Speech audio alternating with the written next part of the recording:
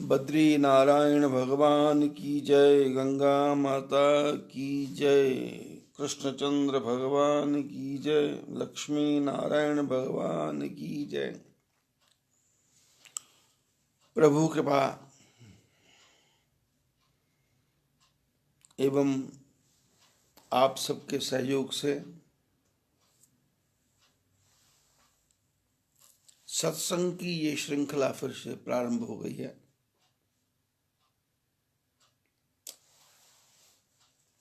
कार्तिक मास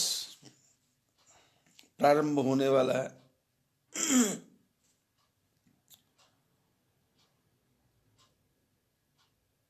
और ये पूरा महीना ही उत्सवों से भरा हुआ है। उत्सव मैंने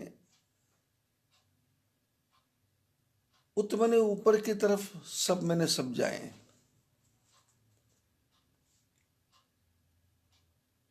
उत्सव में क्या होता है? पूजा अर्चना वंदना। अर्चनम वंदनम सख्य मातम निवेदनम। अर्चना होती है, वंदना होती है, पूजा होती है, भजन होता है, कीर्तन होता है, दान होता है, पुण्य होता है, स्वाध्याय होता है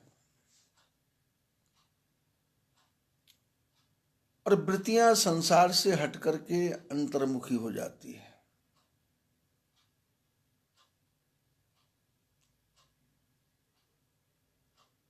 कान बाहर का सुनना बंद करके अंदर का सुनते हैं, आंखें बाहर का देखना बंद करके अंदर का देखते हैं।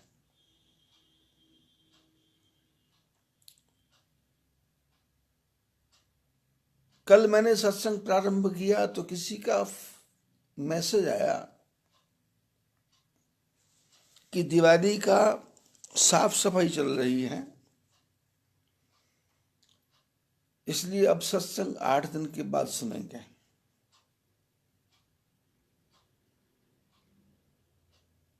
घर की साफ सफाई चल रही है। ये भी एक उत्सव है। साल भर के बाद में घर के अंदर लगी फोटो के पीछे की मिट्टी को झाड़ना, घर की गंदी वस्तुओं को, बेकार की वस्तुओं को, अनयूज्ड वस्तुओं को, जिनकी कोई प्रयोग ही नहीं है, ऐसी वस्तुओं को घर से बाहर फेंकना।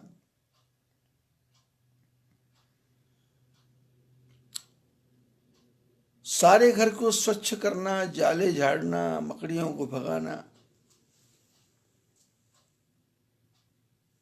कोने कोने में जमी हुई धूल है उसको निकालना।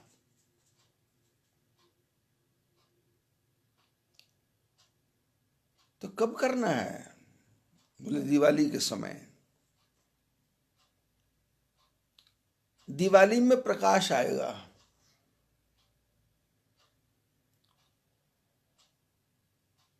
अब प्रकाश में कमरा काला काला है तो फिर प्रकाश भी काला काला सा हो जाएगा,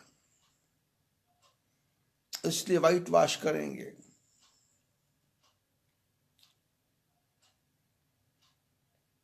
थोड़ी सी लाइट से, व्हाइट वॉश से कमरा चमकेगा,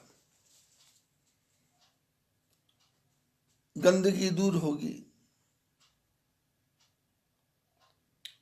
इसी प्रकार विद्यते हृदय ग्रंथि छिद्यते सर्व संशयाः। बोले जैसे बाहर की सफाई है ऐसे ही भीतर की भी सफाई है।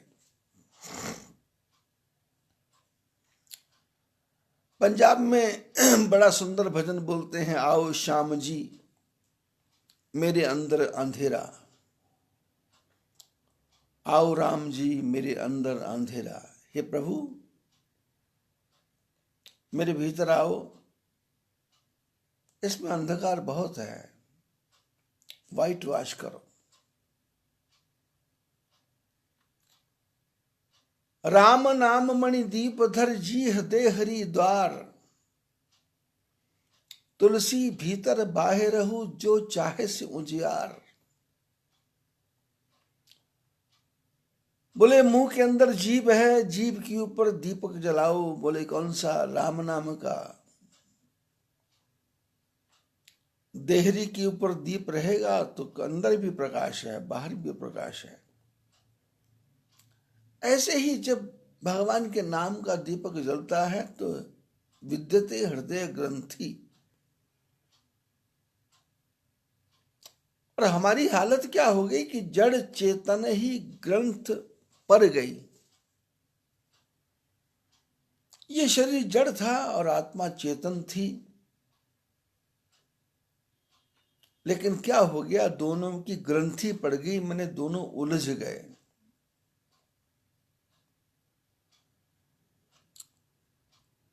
शरीर ने आत्मा को नहीं उलझाया, आत्मा शरीर में स्वयं ही उलझ गई। जाला बनाया था मकड़ी ने दूसरे कीड़ों को पकड़ने के लिए, मक्खियों को पकड़ने के लिए, मच्छरों को पकड़ने के लिए, छोटे जंतुओं को पकड़ने के लिए। लेकिन जाला इतना विकट बन गया कि मकड़ी खुद ही फंस करके उसमें मर गई। हमारी आपकी सबकी हालत यही हो गई। जड़ चेतन ही ग्रंथ पड़ गई, यद्यपि प्रथा। और यद्यपि झूठी है ये। चेतन जड़ में कभी गांठ पड़ती नहीं है। जो आंख खोल के चलेगा उसको ठोकर क्यों लगेगी? जो देख के चलेगा उसके रास्ते में पत्थर रुकावट क्यों पड़ेंगे? लेकिन देखना ही काफी नहीं है। चलते चलते आपका मन भी सड़क की तरफ होना चाहिए, चित्त भी सड़क की तरफ होना चाहिए, और ध्यान भी सड़क की तरफ होना चाहिए। लेकिन यदि पगडंडी में चल रहे हैं और मन कहीं और चला गया, बुद्धि कहीं और चली गई, विचार कहीं और चला गया, तो आंखें ही नहीं देखेंगी, ठोकर लग जाएगी। सड़क पर चलना भी एक जीवन का एक तरीका बताता है कि आंखें खोल के ही नहीं, मन भी वही रहना चाहिए, बुद्धि भी वही रहनी चाहिए। लेकिन होता क्या है, सड़क पे चलते चलते भी हमारा मन कहीं और चला जाता है, विचार कहीं और चले जाते हैं, बुद्धि कहीं और चली जाती है, चित्त कहीं और चला जाता है, और बैलेंस बिगड़ जाता है, आदमी गिर जाता है। जड़ चेतन ही ग्रंथ पड़ गई, यद्यपि वृथा। वैसे झूठ है, पड़ती नहीं है, पर पड़ गई। क्यों पड़ गई? क्योंकि आदमी ने इतना संसार फैला दिया।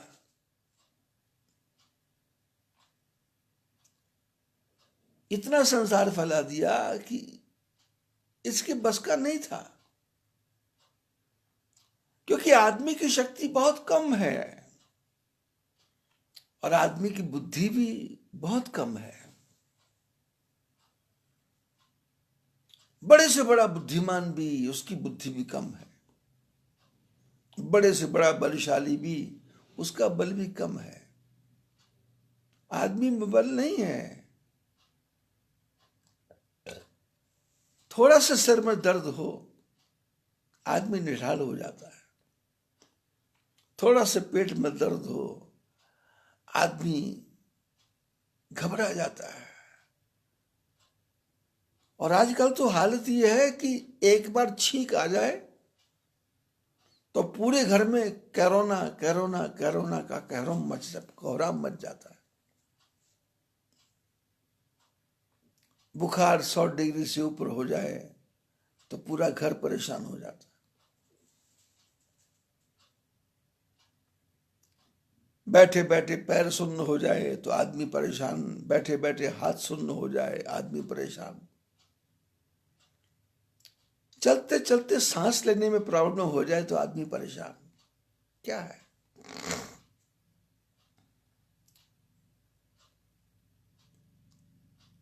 जड़ चेतन ही ग्रंथ पड़ गई। ये चेतन आत्मा थी, इस जड़ शरीर में आके उलझ गया। उलझ मत दिल बहारों से, बहारों का भरोसा क्या है। बहारें छूट जाती हैं।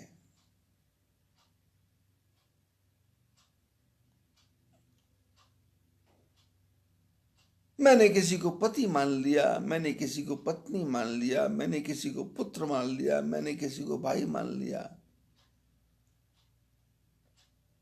था नहीं और है भी नहीं।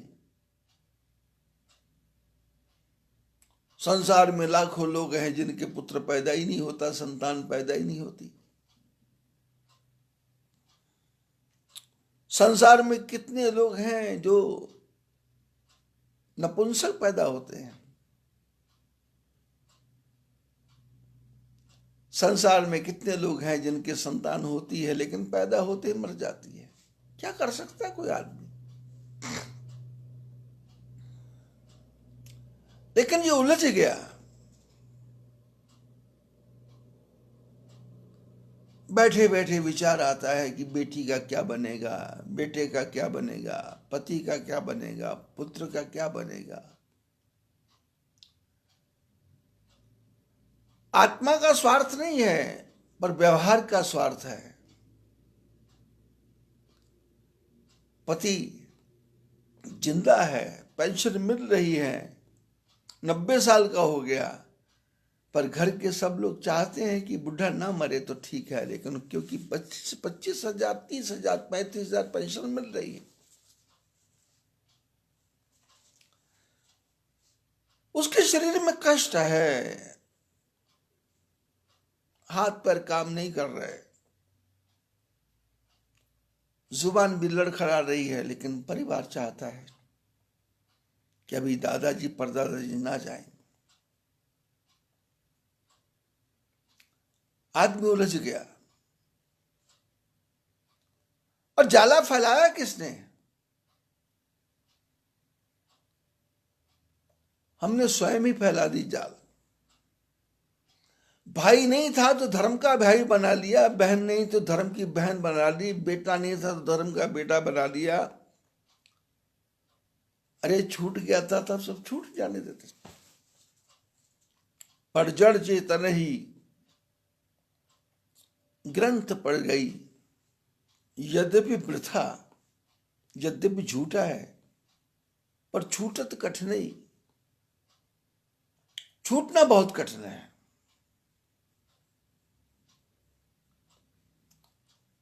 रस्सी में सांप का भ्रम हो गया, सांप दिखाई दे रहा है। सपने में किसी ने तलवार से गर्दन काट दी, सपने में रो रहा है, तड़प रहा है, गर्दन अलग पड़ी है, शरीर अलग पड़ा है, लेकिन जो सपना देख रहा है वो वैसे का वैसा पड़ा है। लेकिन जब तक जागे बिनु न दूर भ्रम होई, जब तक जागेगा नहीं तब तक भ्रम दूर नहीं होगा।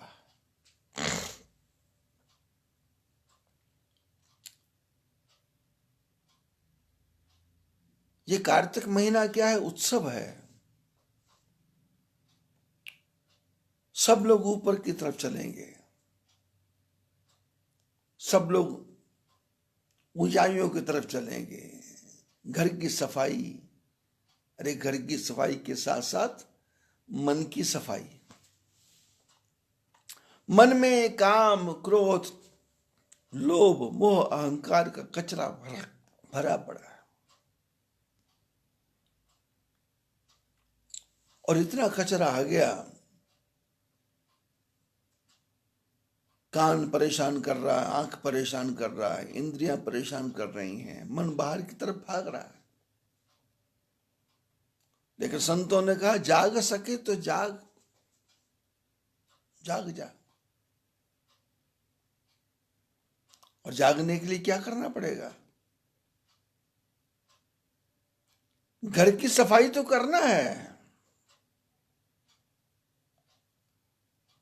लेकिन मन की सफाई के लिए 5 मिनट निकाल लो, 10 मिनट निकाल लो, आधा घंटा निकाल लो।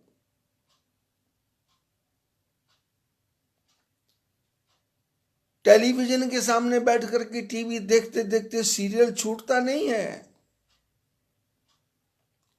जबकि आधे घंटे का सीरियल है, उसमें से 15 मिनट एडवर्टाइजमेंट है, विज्ञापन है, लेकिन वो छूटता नहीं है। पर सत्संग 8 दिन बाद सुनेंगे, बस यहीं आकर के धोखा हो गया। भगवान का भजन करेंगे कब? बोले जब कष्ट आएगा। अरे भजन करो, कष्ट आए क्यों? दुख आएगा, भगवान का भजन करेंगे, भगवान भजन करो, दुख आएगा ही क्यों? बच्चा माँ के साथ जुड़ा रहता है, माँ बच्चे को दुख नहीं होने देती। ऐसी परमपिता परमात्मा भी हमको दुखी नहीं होने देगा। और यदि दुख देता भी है तो हमको ठीक करने के लिए देता है।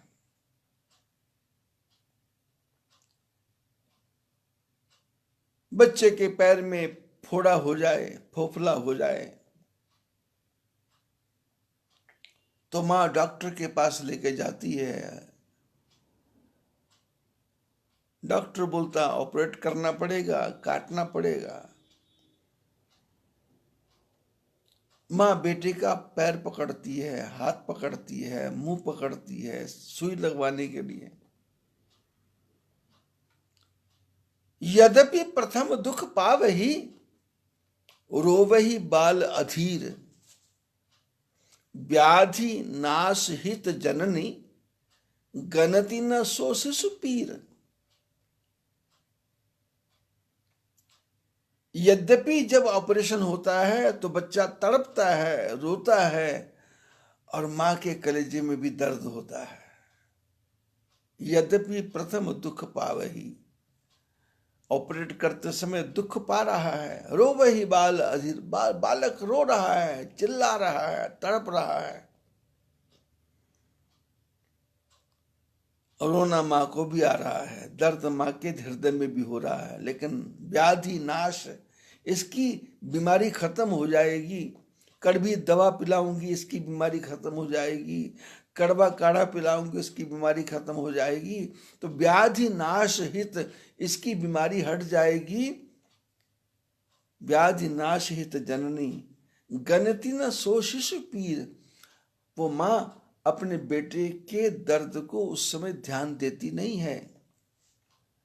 ऐसे ही परम पिता परमात्मा हमारे पूर्व जन्म के किए हुए पापों का जो परिणाम है, उसका जब दंड आता है तो भगवान भी उसका ऑपरेशन करवाते हैं और ऑपरेट करते हैं। कष्ट आता है। यदि आप ये विचार करेंगे कि बड़ा मकान सुख देगा, तो बड़े बड़े मकान वाले को पूछो जाके, सुख नहीं है। आप विचार करेंगे पैसा खूब होगा तो सुख मिलेगा, तो जो बड़े बड़े पैसे वाले हैं जाके पूछो, सुख नहीं है।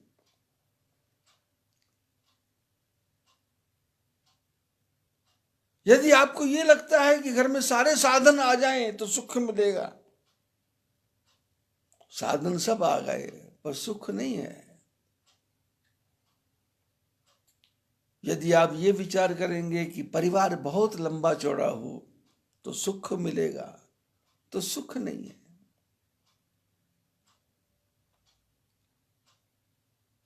परदादी माँ को परपोत्री से जो आगे परपोत्र है उसकी चिंता है कि शादी को 3 साल हो गए, पेट में बच्चा नहीं है, कब आएगा।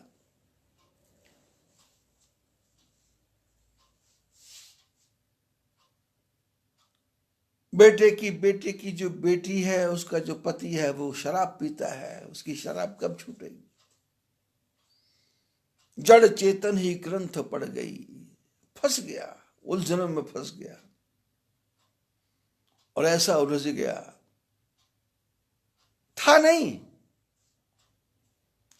जो महिलाएं, जो माताएं ऊन से वो स्वेटर वगैरह बनाती हैं, तो कभी कभी स्वेटर की जो है वो उलझ जाती है,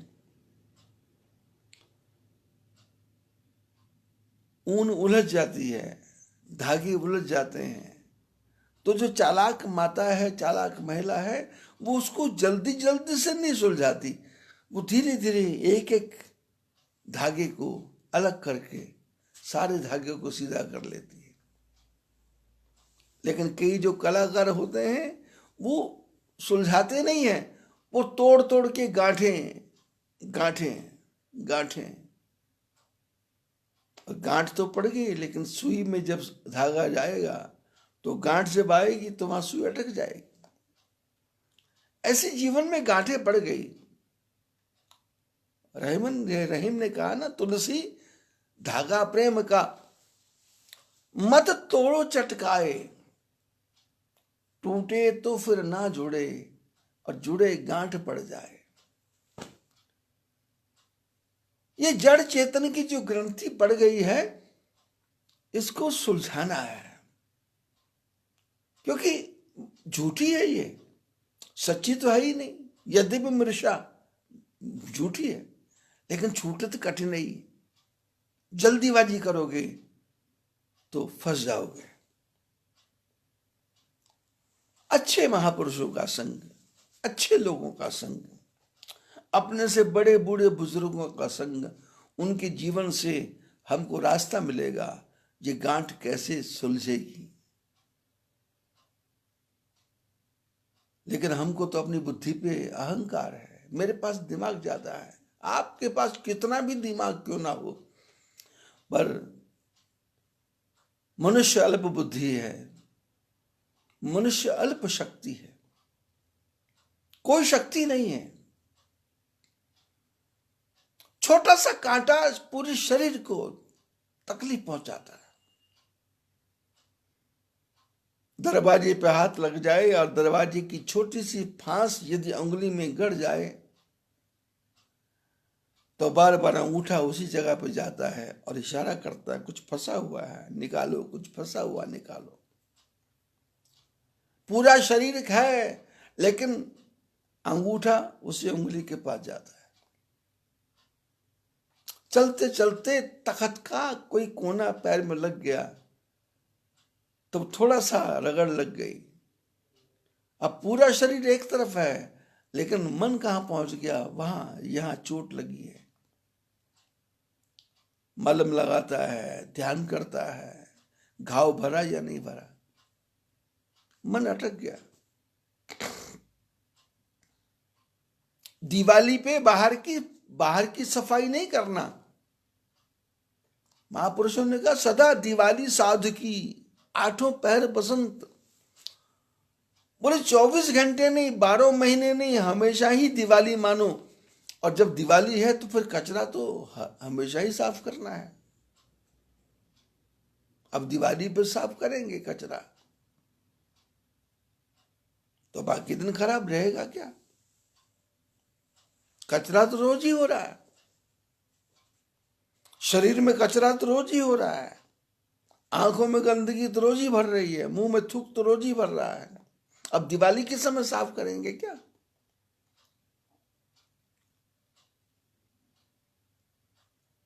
लेकिन महापुरुषों ने कहा कोई बात नहीं, दिवाली के समय कर लो, एक घड़ी आधी घड़ी, आधी से पुनः आध। लेकिन उसके लिए क्या करना पड़ेगा?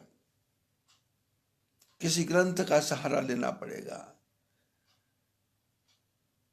तो शास्त्रों ने कहा 12 महीने ही उत्सव है,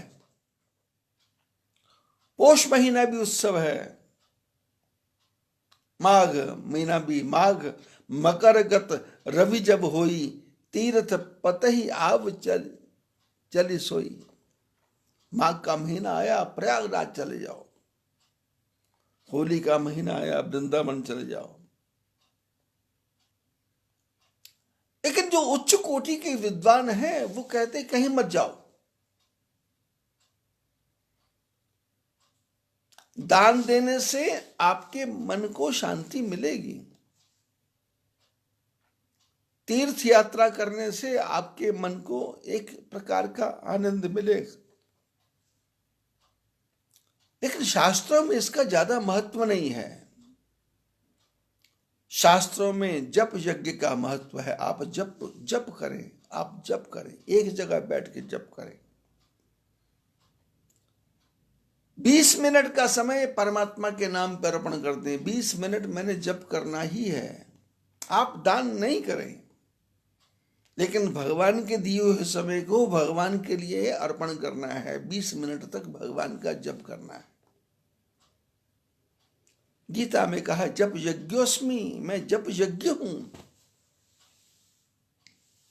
भगवान के नाम का बार बार स्मरण, भगवान के नाम का बार बार स्मरण, भगवान के नाम का बार बार स्मरण। और देखो कितना सुंदर शब्द है स्मरण। सुष्ठु प्रकारेण मरणम यस्य, जिसका मरण सुंदर प्रकार से हो। स्मरण के साथ भी मरण जुड़ा हुआ है।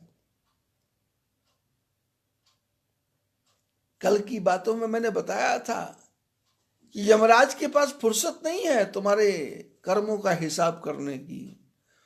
वो तुम्हारे कर्म तुम्हारे साथ जाएंगे, वो अपने आप हिसाब करते रहेंगे।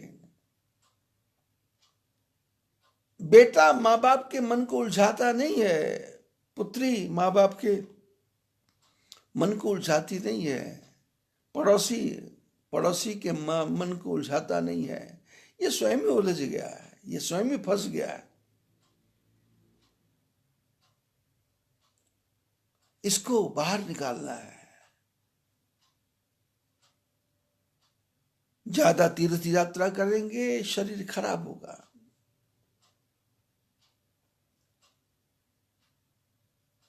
ज्यादा दान करेंगे परिवार वाले विरोधी हो जाएंगे। इसलिए नहीं, दान नहीं, ठीक है, तीर्थ यात्रा नहीं। लेकिन रात को आप 4 बजे उठ गए, सारे परिवार सोया हुआ है, आप उठ के बैठ गए।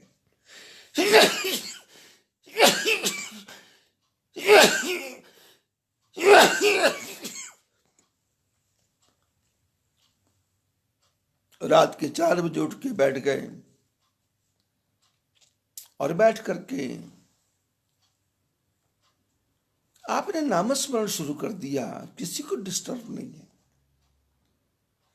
20 मिनट जप करो। ये रामायण क्या है? इसकी चौपाइयों को बार बार रिपीट करेंगे तो विचार आएगा इस चौपाई में क्या लिखा है। तो बाहर की सारी बातें खत्म हो जाएंगी, मन कंट्रोल में आ जाएगा, मन भटकेगा नहीं, मन एक जगह अटक जाएगा। आप लोगों ने देखा होगा कभी कभी आदमी जब अकेला बैठा होता है तो एक जगह टकटकी लगा के देखता है, लेकिन क्या देख रहा है इसको पता नहीं है, क्या सोच रहा है इसको पता नहीं है, क्या विचार करता है इसको पता नहीं है। बैठे बैठे ये शून्य में चला जाता है, शून्य में। और 2-4 मिनट के बाद में इसको जब होश आती है तो ध्यान इसका आता है कि अरे मैं कहाँ खो गया था। खोया नहीं था, आत्मा अशांत हो गई थी, वो परमात्मा के पास पहुंच गई, शून्य पर पहुंच गई। ऐसे जागने में होता है, ऐसे सोने में भी होता है।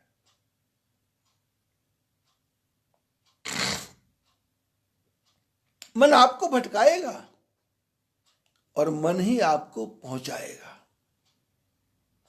मन एव मनुष्यानाम कारणम बंध मोक्ष, मन ही पहुंचा देगा। लेकिन कब? जब हमने अपने से बड़े बूढ़ों का संपर्क किया हो। तो कल के प्रसंग में चर्चा थी कि विश्वामित्र जी ने कहा कि राम उठो उठो, राम भंजो भव चापू, ये धनुष को तोड़ दो। और चमत्कार क्या हुआ?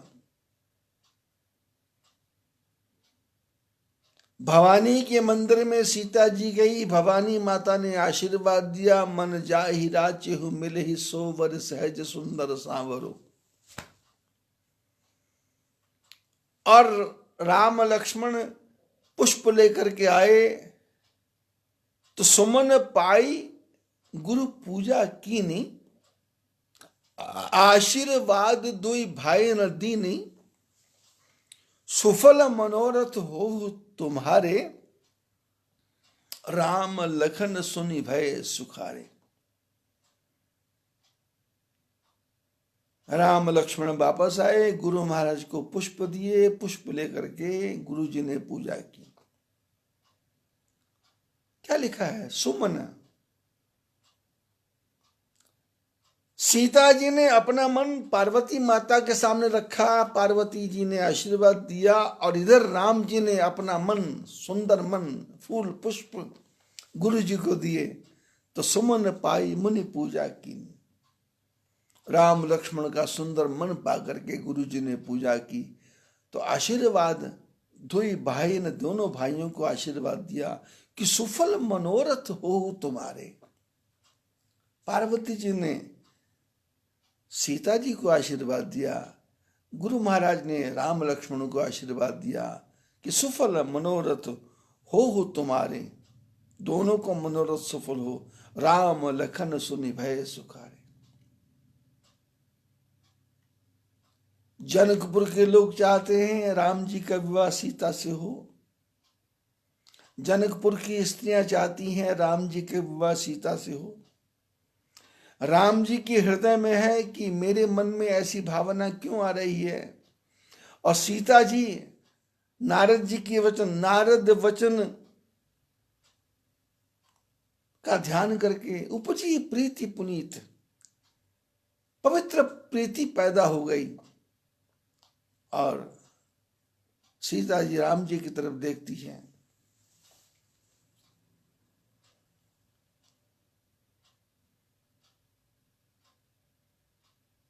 शतानंद लक्ष्मण, शतानंद विश्वामित्र जी के पास आए, यज्ञ हो रहा है, किसको यश मिलेगा? तो लक्ष्मण जी ने कहा जिस पर गुरु कृपा होगी उसको यश मिलेगा।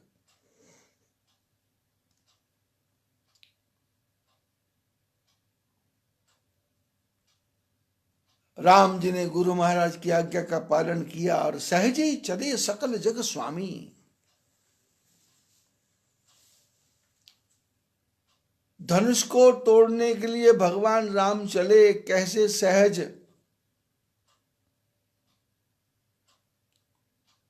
ये धनुष भंग का जो प्रसंग है ये कोई इतना सहज नहीं है। यदि इसकी तरफ हम ध्यान से देखेंगे तो हम जो परीक्षा देते हैं वो परीक्षा में भी कैसा देना है? सहज, घबराना नहीं है, पजल नहीं होना, हड़बड़ाहट नहीं, घबराहट नहीं, सहज।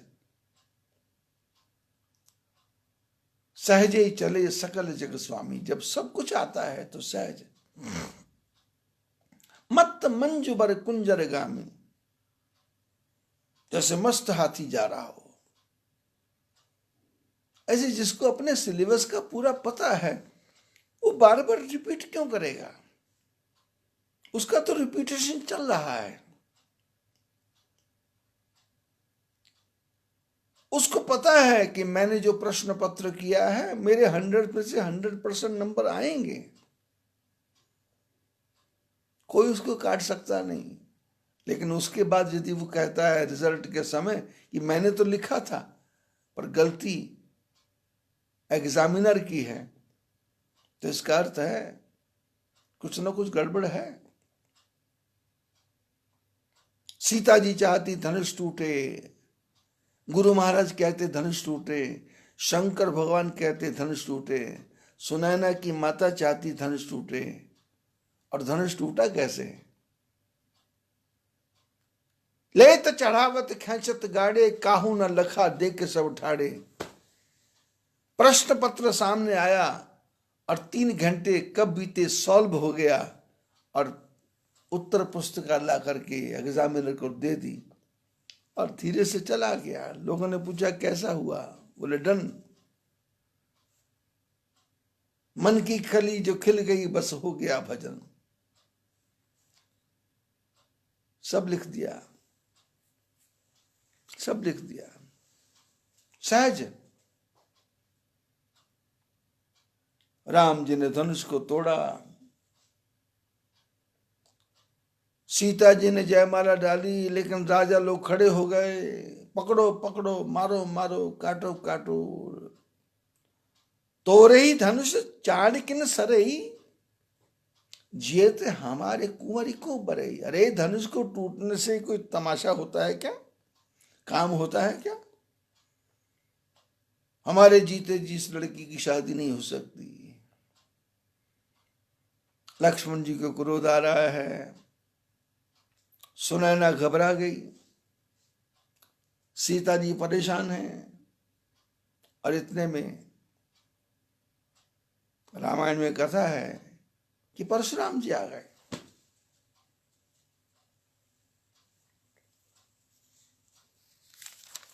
परशुराम जी महाराज पहुंचे और परशुराम जी को देख करके सारे राजा लोग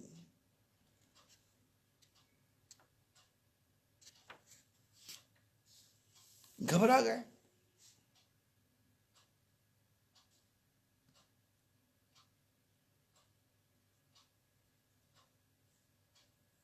घबरा गए लोग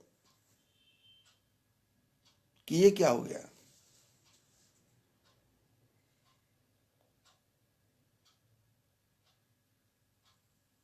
रामचरितमानस में लिखा है कि परशुराम जी आए और देखा कि क्या हो रहा है। अरुण नयन भ्रिकुटी कुटिल, चितवत नृपन सकोप। मनहु मत गज गन निरखी, सिंह किशोरी चोप। राजाओं ने कोलाहल मचाना शुरू कर दिया, जनक को पकड़ लो, लड़कों को कैद कर लो, और ये धनुष को टूटने से बात बनेगी नहीं। लक्ष्मण जी को क्रोध आ रहा है कि क्या हो रहा है ये। लेकिन लक्ष्मण जी विचार करते हैं कि राम जी की शादी में हत्याकांड हो जाएगा तो लोग क्या सोचेंगे। शुभ के समय अशुभ नहीं होना चाहिए। इतने में क्या हुआ, परशुराम जी महाराज पधारे। कैसे हैं वो? सिर पर जटाए हैं, हाथ में फरसा पकड़ा हुआ है, धनुष्मान धारण किए हुए हैं, शांत भेष करनी कठिन, वर्णि न जाई स्वरूप।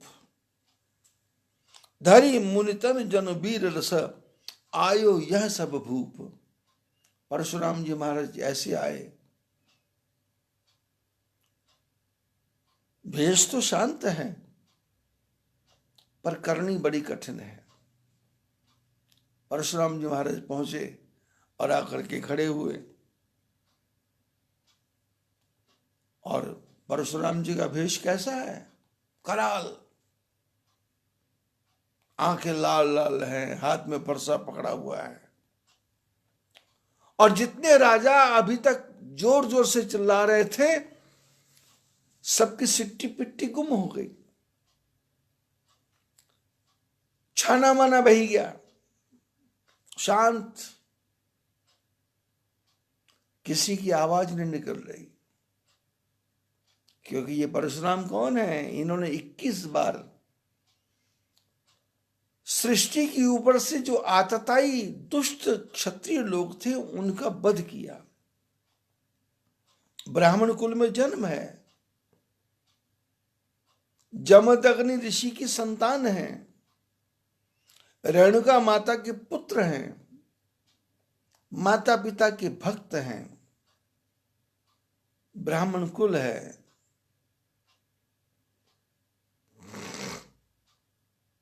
पिताजी की आज्ञा का पालन ऐसे करते हैं कि पिताजी के कहने से माताजी की गर्दन अलग कर देते हैं। और पिता प्रसन्न हुए, पूछा बेटे आशीर्वाद क्या चाहिए? बोले मां को जिंदा कर दो। पिताजी का वचन भी नहीं काटा और मां को भी दुख नहीं हुआ। ऐसे और क्षत्रियों के इतने विरोधी कि संसार में आतताई नहीं रहना चाहिए। और 21 बार राजाओं को जीता, लेकिन जीतने के बाद क्या हुआ? जो जीता वो वापस कर दिया।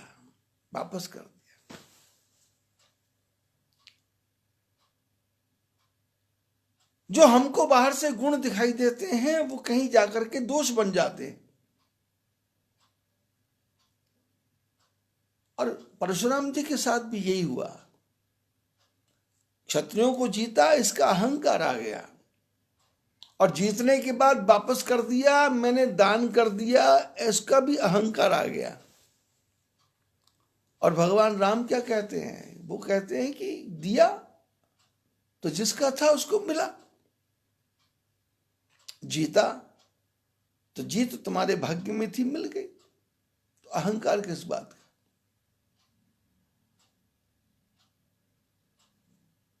लोग छोटा सा मकान बनाते हैं तो मकान बना करके सबको दिखाते हैं, किचन भी दिखाएंगे, बाथरूम भी दिखाएंगे, लेटरिन भी दिखाएंगे, सब दिखाएंगे। अरे क्या दिखा रहे हो भाई? नई गाड़ी लेकर के आएंगे तो ससुराल सबसे पहले पहुंचेंगे, परिवार के सब लोगों को दिखाएंगे और फोटो खींच करके व्हाट्सएप पर डाल देंगे, फेसबुक पर डाल देंगे। कार ले ली, अरे ले ली तो क्या हो गया? आ बैल मुझे मार वाली बात हो गई। बिना कार के काम चल ही रहा था, पर नहीं, आदमी का जो मन है ये कहता दिखाओ। किसको? कितना ले लिया? जिसको दिखा रहे हो देखने से खुश हो रहा है क्या? जिसको बता रहे हो उसके मन में प्रसन्नता है क्या? आपके बेटे की शादी हुई, आपने कार्ड बांटे, जिसको बांटे उसके मन को देखो कैसी आग लगी हुई है। उसके 3 बेटे बैठे, उनकी नहीं हुई, तुम्हारी हो गई, और वो कैसा फूका पड़ा है, और तुम उसको कार्ड दे के आ रहे हैं। क्या वो खुश हो रहा है क्या? आपने मकान बनाया, देखने के लिए बुलाया, लेकिन वो खुश हो रहा है क्या? तुम ही खुश होते जा रहे हो। और किस बात की खुशी है?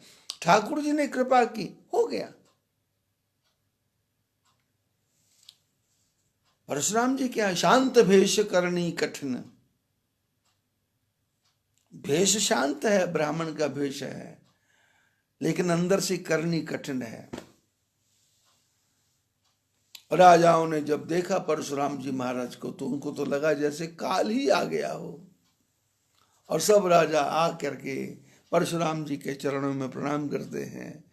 मेरा नाम ये है, मेरे पिताजी का नाम ये है, हमारे गांव का नाम ये है, हमारे राज्य का नाम ये है। और परशुराम जी जिसको देखते हैं उसको लगता है जैसे शायद मेरा काल ही आ गया हो। सब साइलेंट। और परशुराम जी की हालत ये है कि जिसकी तरफ वो वैसे ही देख लेते हैं, अचानक सहज ही देख लेते हैं, उसके शरीर में रोमांच हो जाता है, उसके कांटे खड़े हो जाते हैं।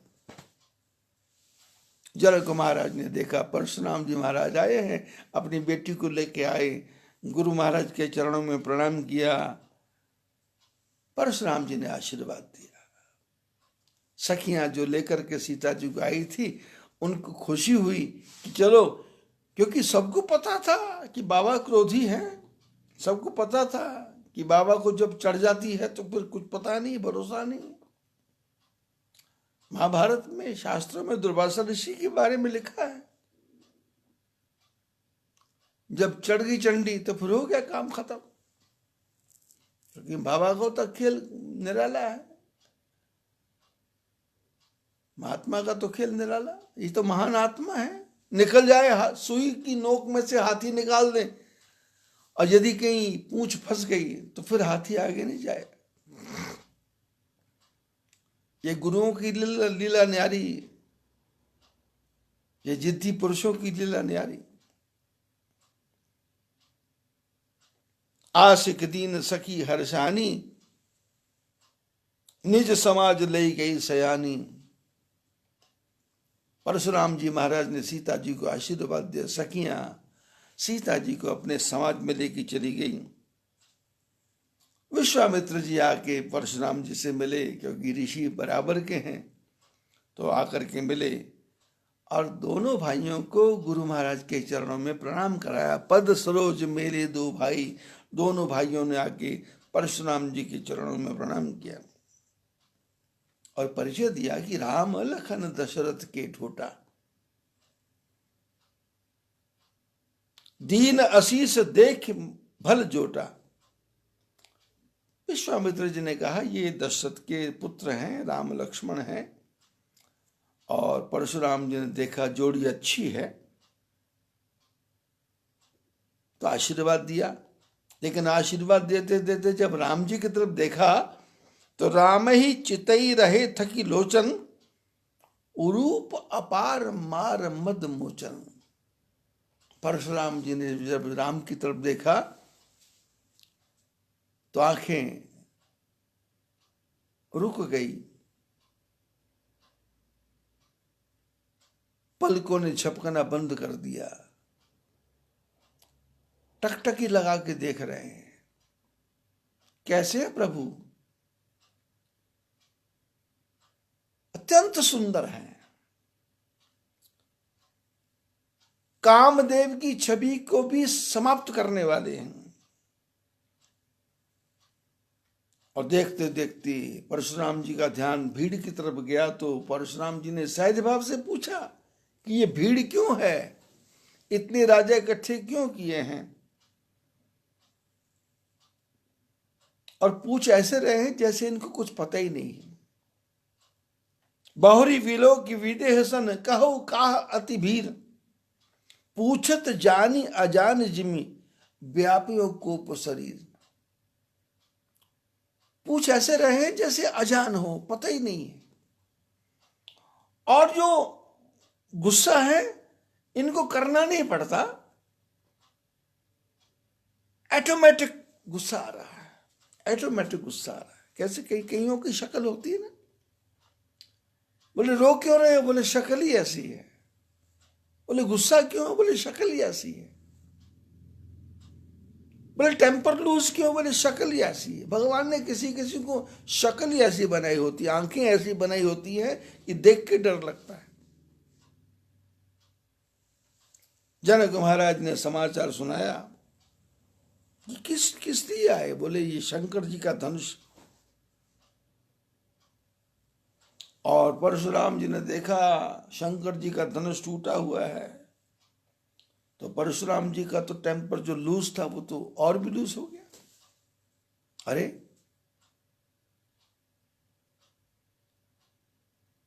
कहू जड़ जनक धनुष के तोड़ा। शास्त्रों में जनक जी को विदेह बोलते हैं, जनक जी को ज्ञानी बोलते हैं, जनक जी को विद्वान बोलते हैं। पर परशुराम जी ने कहा ए मूर्ख जनक, जड़, जड़ माने मूर्ख, ये धनुष किसने तोड़ा है।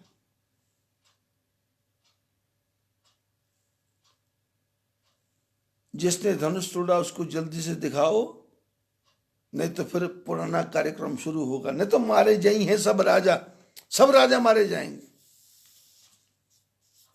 सो बिलगाई बिहाई समाजा, न तो मारे जाई हैं सब राजा मारे जाएंगे। जब ऐसा कहा तो राजा तो बेचारे थर थर कांपने लगे, भागने लगे इधर उधर, कोई कुर्सी के नीचे, कोई कुर्सी के पीछे, कोई टेबल के पीछे। लोगों ने कहा क्या हो रहा है? बोले तुम धनुष तोड़ने की बात करते, धनुष तो हम कब का तोड़ देते। तो बोले पर तोड़ा क्यों नहीं? बोले हमको पता था ये बाबा आएगा। धनुष तोड़ना को मुश्किल थोड़ा था, पर हमको पता था ये मुसीबत आने वाली। एक ने कहा भाई साहब मैं तो कह रहा था चलो यहां से, पर तुमने कहा मत चलो, अब नहीं चलने का फल भोगो, मरो। दूसरे ने कहा मैं तो जाने को तैयार था, पर तुमने कहा शादी होगी तो खाना वाना खा के जाएंगे तो निकलेंगे। तीसरे ने कहा मैं तो जा ही रहा था, पर तुमने कहा धनुष नहीं टूटेगा तो कोई सुंदर लड़का देख के शादी होगी तो हमारी शादी हो जाएगी, मैं तो तुम्हारी शादी के लिए रुका हुआ था।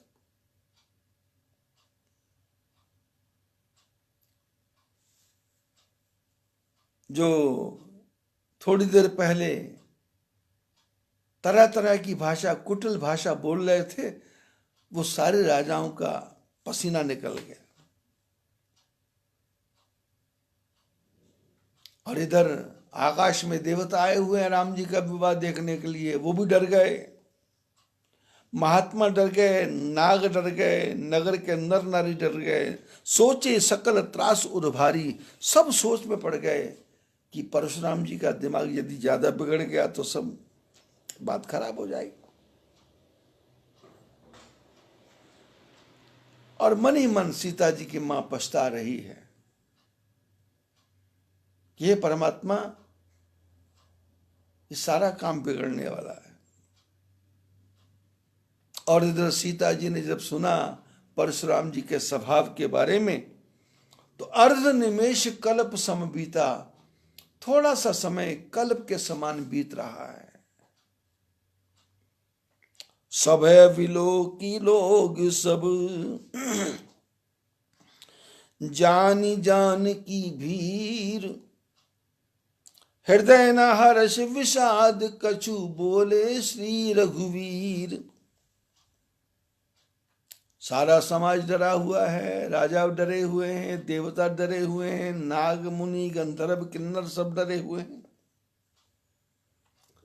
और राम जी ने देखा कि सीता भी डर गई है, तो भगवान ने देखा कि अब समय ठीक है, क्योंकि कोई भी नहीं बोल रहा, तो हृदय न हर्ष विषाद कछु। सब राजा घबराए हुए हैं, सीता घबराई है, लेकिन राम जी घबराए नहीं है, क्योंकि प्रश्न पत्र सॉल्व करना आता है, बात करने का तरीका आता है। इंटरव्यू कौन लेगा पता है, इंटरव्यू क्या है पता है, क्योंकि सब काम में एक्सपर्ट है। तो हृदय न हर्ष विषाद कछु। इस संसार में कोई हमारे से ज्यादा बुद्धिमान नहीं है, ऐसा विचार 24 घंटे रखना है। लेकिन मैं सबसे ज्यादा बुद्धिमान हूं, ऐसा सोचना भी नहीं है।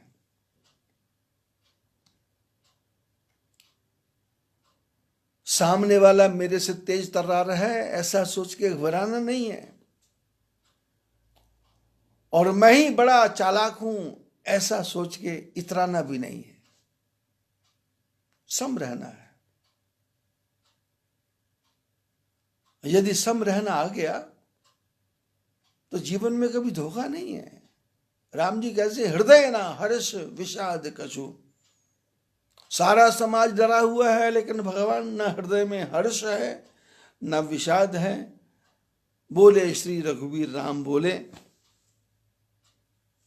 परशुराम जी ने प्रश्न किया था, शंकर जी का धनुष किसने तोड़ा? उसको निकाल के बाहर करो। तो राम जी ने सीधे सीधे शब्दों में कहा कि नाथ शंभु धनु भंजन हारा, होई है क्यों एक दास तुम्हारा। बोले शंकर जी के धनुष को तोड़ने वाला कोई आपका दास ही हो सकता है, आपसे बड़ा तो हो नहीं सकता। आप आज्ञा कीजिए, क्या करना है। ऐसा सुनते ही परशुराम जी का तो क्रोध टेम्पर लूज हो गया। परशुराम जी ने कहा, अरे जो शंकर जी के धनुष को तोड़े वो दास है क्या। अरे सेवक सो जो करे सेवकाई, सेवक उसको कहते हैं सेवा करे। अरे करनी करी करे मिताई। बोले दुश्मन की बातें कर रहा है और लड़ाई करने को तैयार है।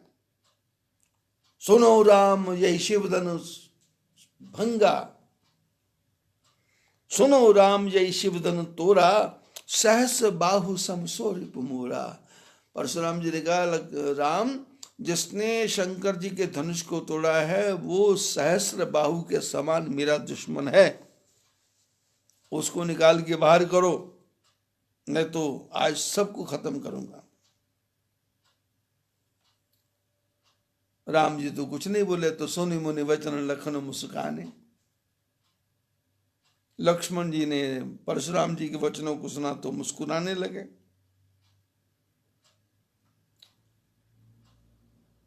परशुराम जी के पास फरसा है, उस फरसे को देख के बड़े बड़े राजा डर रहे हैं,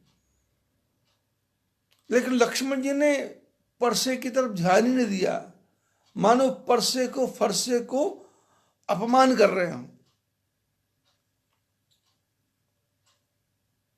लक्ष्मण जी ने कहा, बाबा जी ये धनुष को टूटा, आपको इतना गुस्सा आ रहा है, हम तो क्षत्रिय लोग हैं, जब से पैदा हुए हैं आज तक धनुष ही तोड़ते आ रहे हैं, ऐसा क्रोध तो आपने कभी नहीं किया था। इतने धनुष तोड़े हमने, आपने क्रोध नहीं किया, तो यही धनु पर ममता कई हेतु, इस धनुष पर आपकी ममता क्यों है।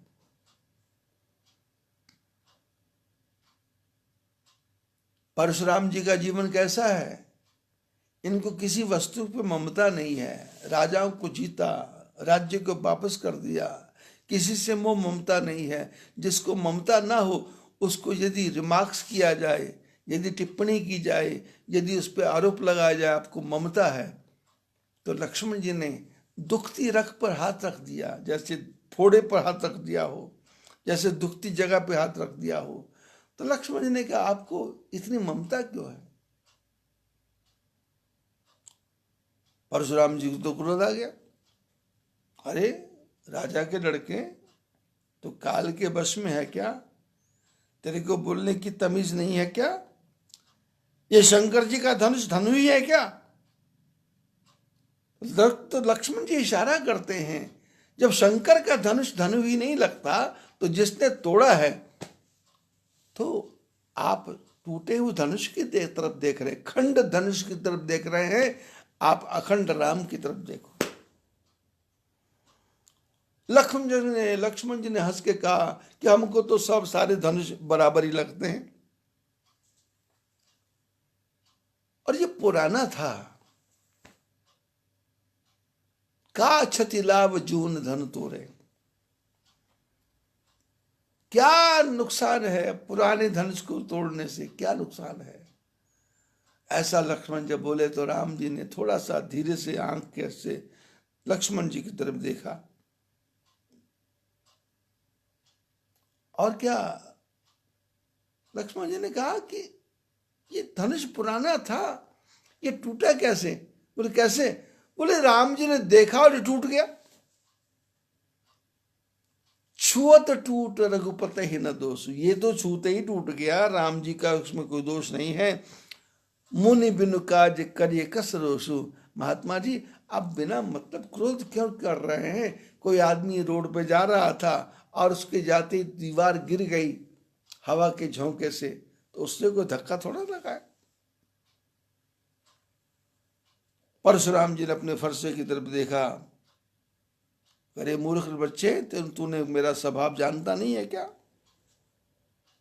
तेरे को बच्चा समझ के मैं मार नहीं रहा, तू मेरे को सिर्फ महात्मा मत समझ। सहस्त्र बाहु से पूछ। और परशुराम जी ने कहा, तो अपने माता पिता को दुखी क्यों देखना चाहता है?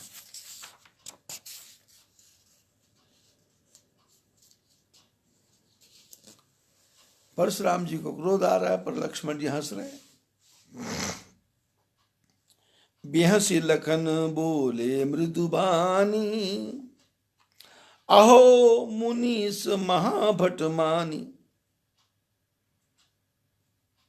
लक्ष्मण जी ने परशुराम जी की तरफ देखा और देख के कहा, महाराज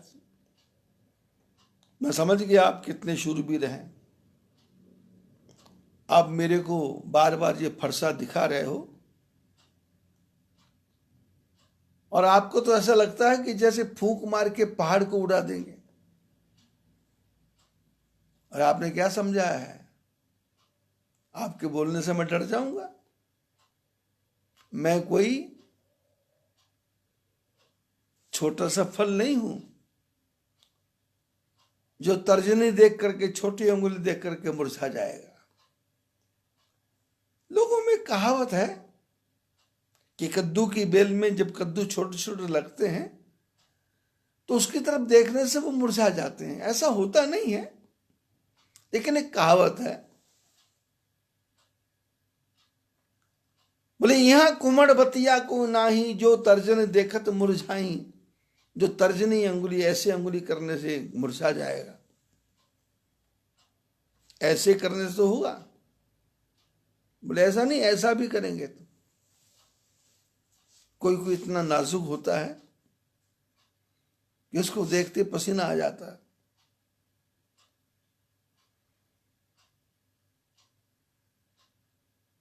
देखी कुठार सरासन बाना, मैं कछु कहा सहित अभिमाना। बोले मैं आपकी तरफ देख के नहीं बोल रहा, मैं तो आपके फरसे को देख, तरफ धनुष्बाण को तरफ बोल।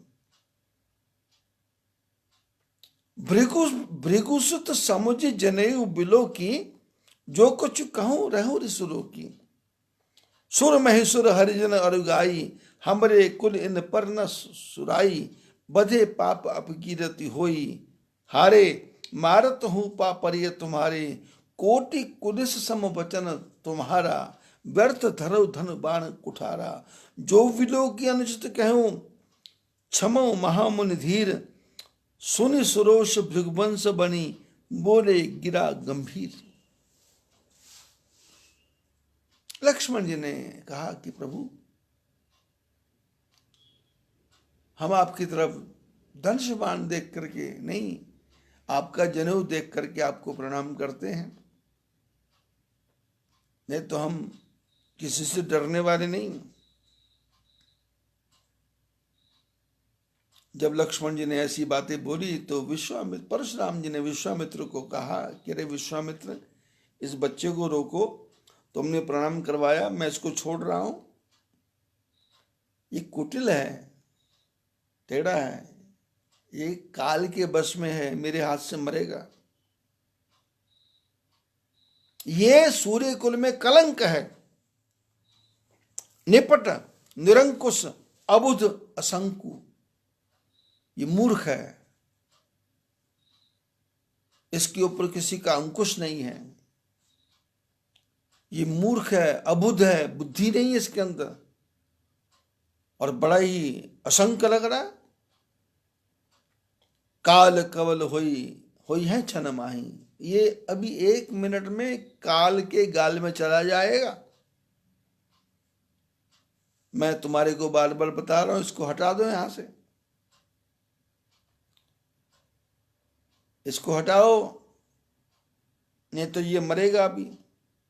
इसको समझा दो, मेरे में कितना क्रोध है, मेरे में कितना बल है। विश्वामित्र तुम ही बताओ इसको।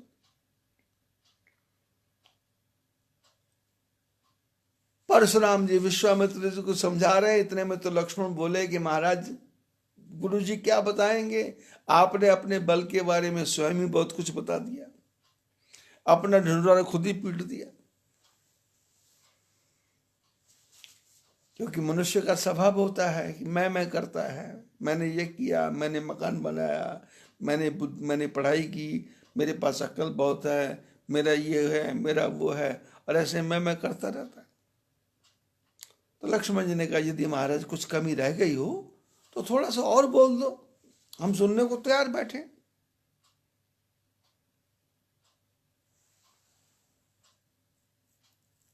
लक्ष्मण जी ने कहा आप तो वीरव्रती हैं, धैर्यशाली हैं, और आप गालियां दे रहे हो तो आपको शोभा देता नहीं है। सूर समर करनी करही, करे न जनावो आप, विद्यमान रण पाई रिपु, कार्य कथई प्रताप। बोले जो वीर आदमी होता है वो अपनी बातों से नहीं काम करता, वो प्रैक्टिकल करके दिखाता है। और जो कायर होता है, डरपोक होता है, वो फालतू की बातें करता है, फालतू की बातें करता है। और आप तो ऐसी बातें करते जैसे आप काल को अपने साथ ही लेकर के आए हो और मेरे को बार बार डरा रहे हो। लक्ष्मण जी की बातें सुनी तो परशुराम जी का क्रोध उबल गया, और परशुराम जी ने कहा कि अब मेरे से नहीं रहा जाता, अब तो मैं इसको खत्म करूंगा। मैंने बच्चा समझ के इसको बहुत क्षमा कर दिया, अब ये मरेगा। और विश्वामित्र समझ लो, मेरे को दोष मत देना, मेरा फरसा आज तिल मिला रहा है, क्योंकि मेरे गुरु के धनुष को तोड़ा और ये अपमान कर रहा है, और आगे से उत्तर भी दे रहा है।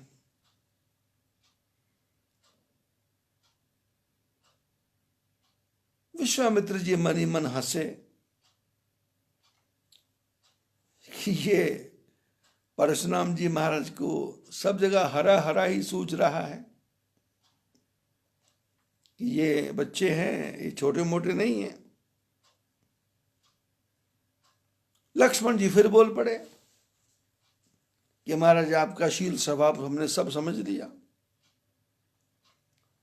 पिताजी ने कहा था मां को मार दो तो तुम आपने मां को मार दिया, और पिता ने कहा वरदान मांगो तो आपने मां को जिंदा कर दिया। मां बाप का कर्जा तो आपने उतार ही दिया है, अब गुरु का कर्जा है तो ये कर्जा तुमने हमारे माथे पे निकाल दिया। इसलिए अब ऐसा करो, जो कर्जा वर्जा है वो निपटाओ और झगड़ा खत्म करो। ऐसी कड़वी भाषा जब सुनी तो परशुराम जी का क्रोध बढ़ गया।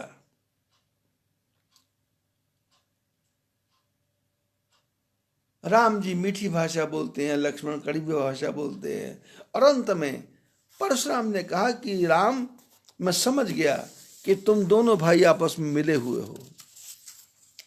ये कड़वी भाषा बोलता है, तुम मीठी भाषा बोल के मेरे को शांत करते हो।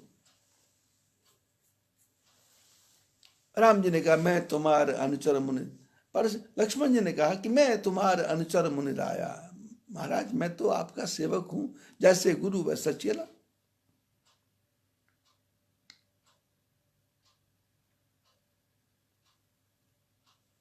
परशुराम जी का क्रोध बढ़ता जा रहा, क्रोध बढ़ता जा रहा, और इतने में तो राम जी ने लक्ष्मण जी को आंख से इशारा किया और लक्ष्मण जी शांत हो गए, जाके गुरुदेव के पास में खड़े हो गए।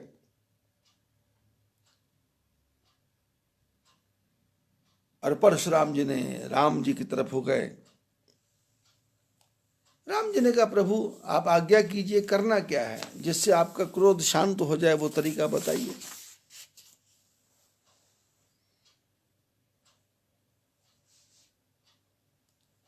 परशुराम जी ने कहा कि तुम दोनों भाई मिले हुए हो, तेरा भाई कड़वी भाषा बोलता है, तुम मीठी भाषा बोलता है, तो मेरे को एक बात समझ आ गई कि तुम दोनों अंदर से दोनों मिले हुए हो।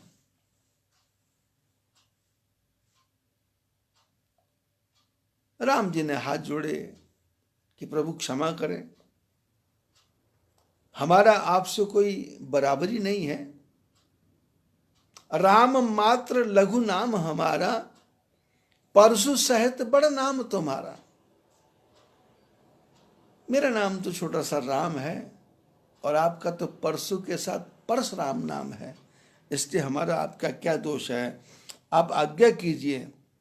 तो परशुराम जी ने कहा कि ऐसा करो कि तुम अपने नाम के साथ जो राम लिखा है इसको हटा दो, यहां तो एक ही राम रहेगा, या परशुराम या फरशुराम, दोनों नाम एक साथ नहीं चलेंगे।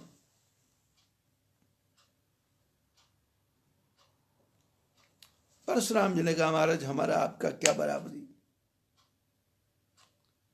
आप ब्राह्मण हैं, हम ब्राह्मणों के सेवक हैं, आप आज्ञा कीजिए। तो प्रभु की वाणी सुनकर के परशुराम जी की आंखें खुल गई। प्रसंग बहुत लंबा चौड़ा है, लेकिन हमको उसमें से सूत्र लेना है, क्योंकि 1 महीना कथा चलेगी तो उसको भी समेटना है। अंत में परशुराम जी ने कहा कि राम रमापति कर धन लेहू। बोले शंकर का धनुष तो उड़ा है, लेकिन मेरे पास विष्णु भगवान का धनुष है। राम जी की भाषा सुनकर के परशुराम जी के जो हृदय की आंखें खुल गई। उघरे पटल परशुधर मति के, परशुराम जी की बुद्धि के जो आंखें थी वो खुल गई। 2 आंखें हैं, एक आंखें जो हमारी ये बाहर देख रही हैं, एक आंख हमारी बुद्धि की आंख है। ये बाहर की आंख खुलने से फायदा नहीं है, जब तक बुद्धि की आंख नहीं खुलेगी, जब तक दिमाग की आंख नहीं खुलेगी, जब तक चित्त की हृदय की आंख नहीं खुलेगी, तब तक संसार समझ में नहीं आएगा। ये बाहर की आंख तो जड़ वस्तुओं को देख रही है, लेकिन जब अंतर की आंख खुलेगी, घूंघट के पट खोलरी तो हे पिया मिलेंगे, घूंघट के पट खोल, अंदर की आंख जब तक नहीं खुलेगी तब तक काम नहीं बनेगा। उघरे पटल परशुधर मति के, परशुराम जी की हृदय की आंख जब खुली तो राम जी को पहचान लिया और कहा कि मेरे पास विष्णु भगवान का धनुष है। राम रमापति कर धन लेहू, खेचो मिटे मोर संदेहू। बोले विष्णु भगवान का धनुष मेरे पास है, इसको लीजिए। और हुआ क्या, भगवान राम जी ने हाथ बढ़ाया नहीं, देत चाप आप ही चली गई। परशुराम जी ने धनुष दिया, राम जी ने लिया नहीं, इन्होंने दिया और लिया नहीं, और धनुष अपने आप राम जी के पास चला गया खिंच करके। परशुराम जी ने कहा ये क्या कर रहे हो, तो धनुष ने कहा एक नहीं गया था, उसके 2 टुकड़े हो गए, मैं नहीं जाऊंगा तो मेरे भी 2 टुकड़े हो जाएंगे, इसलिए इसी में भलाई है, अपने आप चले जाओ। राम रमापति कर धन लेहू, खेचो मिटई मोर संदेहू, लेत देत चाप आप ही चले गयू। परशुराम मन विस्मय भयू। परशुराम जी के मन में एकदम आश्चर्य हुआ। जाना राम प्रभाव तब पुलक प्रफुल्लित गात, जोरी पानी बोले वचन हृदय न प्रेम अमात। राम जी के प्रभाव को जान लिया, हृदय पुलकित हो गया, आंखों से आंसुओं की धारा बहने लगी। दोनों हाथ जोड़ करके परशुराम जी वचन बोल रहे हैं, और ऐसे मीठे वचन बोल रहे हैं कि हृदय में प्रेम समा नहीं रहा। और कैसे प्रार्थना की है, अभी तक क्रोध हो रहा था, अब जय रघुवंश बनज बन भानु, गहन जन दनुज कुल दहन कृषानु, जय सुर विप्रधेनु हितकारी, जय मदमोह कोह भ्रमहारी। जो परशुराम जी महाराज राम जी को बुरा भला कह रहे थे, लक्ष्मण जी को बुरा भला कह रहे थे, विश्वामित्र जी को डांट रहे थे, जनक को डांट रहे थे, सारी प्रजा परेशान थी, सारे राजा दुखी थे, सारे राजा कष्ट में थे, क्या बनेगा कैसा होगा, और हालत ये हुई। वही परशुराम जी राम जी की स्तुति करते हैं, हे रघुवंश के बनज बन भानु, कमल के बन को खिलाने वाले, सूर्य गहन धनुज कुल दहन कृषाणु, राक्षसों के कुल को नष्ट करने के लिए आग के समान हो। आपकी जय हो जो देवता ब्राह्मण गौ की हितकारी हैं। जय मदमोह को ब्रह्महारी, आपकी जय हो जो काम क्रोध मद लोभ अहंकार को दूर करने वाले हैं। राम आप कैसे हैं? विनय शील करुणा सुख सागर।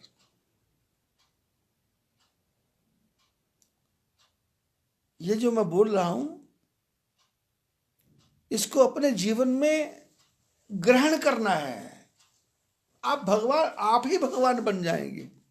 कैसे? विनय शील करुणा सुख सागर, जयति वचन रचना अति नागर। भगवान कैसे? बोले विनय शील करुणा। और हमारी हालत ये है, किसी ने कड़वा शब्द कर कह दिया टेम्पर लूज हो गया, किसी ने टेढ़ा शब्द कह दिया टेम्पर लूज हो गया, किसी ने कुछ बोल दिया टेम्पर लूज हो गया, किसी ने कुछ गलत कर दिया टेम्पर लूज हो गया। 24 घंटे mood off mood off mood off mood off. लेकिन यदि आप विनय वाले हैं, शील वाले हैं, विनयशील करुणा, आपके अंदर करुणा है, तो सामने वाले की परिस्थिति को देखोगे, मेरे कारण वो कितना दुखी है और वो दुखी होके क्या बोल रहा है, आपको पता लग जाएगा। भगवान कैसे हैं? सेवक सुखत सुभग सब अंगा। भगवान अपने सेवकों को सुख देने वाले हैं। आप यदि मालिक हैं और आपके नीचे यदि नौकर है, तो नौकर दुखी है आपसे, तो फिर आपके मालिक बनने का कोई फायदा नहीं है। मालिक नौकर को खुश होकर के इनाम ना दे सके और उसकी गलती पे दंड ना दे सके, तो ऐसा मालिक सफल नहीं होगा। सेवक सुखद सुभग सब अंगा। भगवान कैसे हैं? हर अंग से सुख देने वाले हैं। जय शरीर सभी कोटि अभंगा। परशुराम जी ने भगवान की जय जयकार की है 9 बार। करो कहा मुख एक प्रशंसा, जय महेश मन मान सहंसा।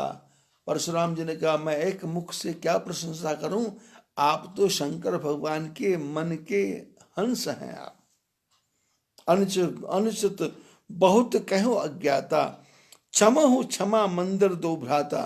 परशुराम जी ने कहा मैंने अज्ञानवश बहुत कुछ अनुचित कहा।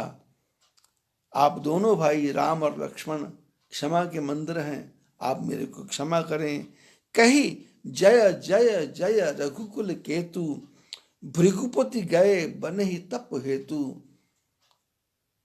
परशुराम जी महाराज जय हो जय हो जय हो ऐसा कहते कहते परशुराम जी तपस्या करने के लिए जंगल की तरफ गए हैं।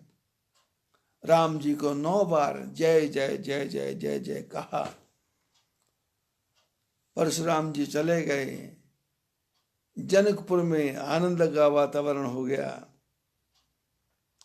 कार्तिक माता की कृपा से सीता जी भी प्रसन्न है, राम जी प्रसन्न है, परशुराम जी भी प्रसन्न है और आप भी प्रसन्न हैं, मैं भी प्रसन्न हूँ। आज का प्रसंग इतना ही, बाकी कल